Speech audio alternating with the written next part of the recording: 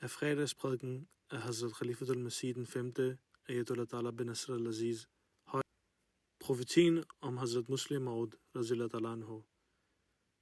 Khutbah fandt sted i Mubarak Moskeen i Islamabad i Storbritannien.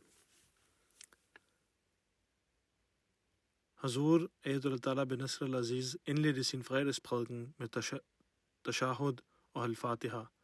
Herefter diskuterede han visse aspekter af profetien om Hazrat Muslim Maud. Denne profeti blev åbenbaret for den lovede Messias al-Islam den 20. februar 1886, og den blev opfyldt med fødslen af Hazrat Muslim Maud den 12. januar 1889. Hans hellighed, må Allah være hans hjælper, understregede, at det er vigtigt, at forældre forklarer denne profeti til deres børn, da den har enorm betydning og er forudsagt i tidligere skrifter. Den stemmer også overens med en profeti af den hellige profet Muhammad sallallahu alaihi wasallam. Profetien indeholdt detaljerede beskrivelser af de karaktertræk, som den lovede søn ville besidde. Den lovede Messias al-Islam blev informeret af Allah om, at han ville modtage en søn med enestående kvaliteter. Han ville for eksempel være ekstremt intelligent og vil blive fyldt med verdslige og åndelige viden. Denne søn vil også være et middel til at frigøre dem, der holdes i fangeskab. Disse er få blandt mange andre egenskaber. Et uddrag af profetiens ord fremlægges nedenfor. Jeg tildeler dig et tegn på min nåde i overensstemmelse med, hvad du bad mig om. Så jeg har hørt dine bønner og har æret dem med min accept gennem min nåde og gjort din rejse, det vil sige rejsen til Hoshiarpur og Ludhiana, til en kilde til velsignelser for dig. Derfor tildeler jeg dig et tegn på magt, nåde, nærhed. Et tegn på barmhjertighed og gavmildhed gives til dig, og du har tildelt nøglen til succes og sejr. Fred være med dig, o du sejrrige.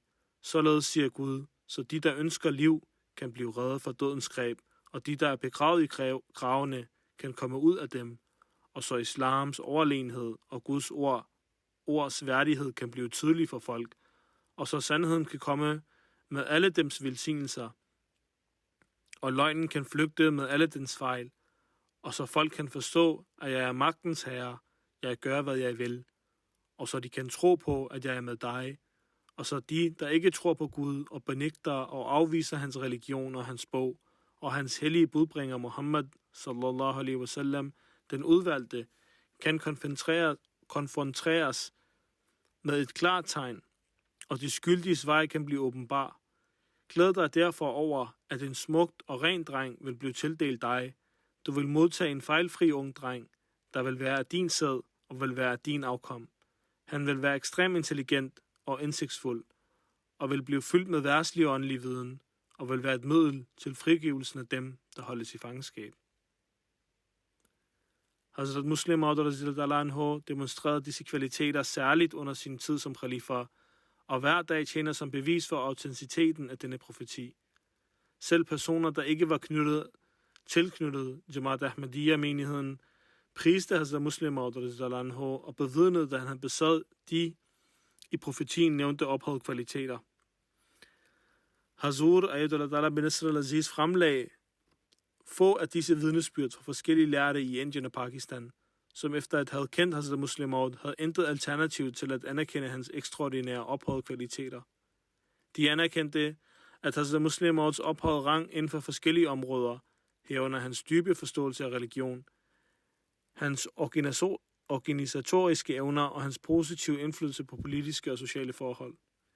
En af disse ikke-muslimske lærte beskrev Hazrat Muslim Maud som en dybtgående lærer, der kunne give overbevisende svar på religiøse spørgsmål, selvom han ikke havde høje formelle uddannelseskvalifikationer. Han blev også rost for sin vejledning i politiske forhold, f.eks. hans kommentering af Nehru-rapporten, hvor han gav rettidig vejledning og støtte til samfundet. Hans litterære bidrag og hans evne til at forstå og tolke den hellige Koran blev også fremhævet af forskellige personer, herunder prominente politiske ledere og intellektuelle. Hazrat Muslim Maud radhiyallahu anhu var også en dygtig organisator. Han var f.eks. en nøglefigur i styrkelsen af menigheden Jamaats internt og genoplevelsen af Sadr Anjuman Ahmadiyya som en dynamisk institution. Han var ligeledes en dygtig forfatter og taler, der efterlader sig et hav af værdifuld litteratur.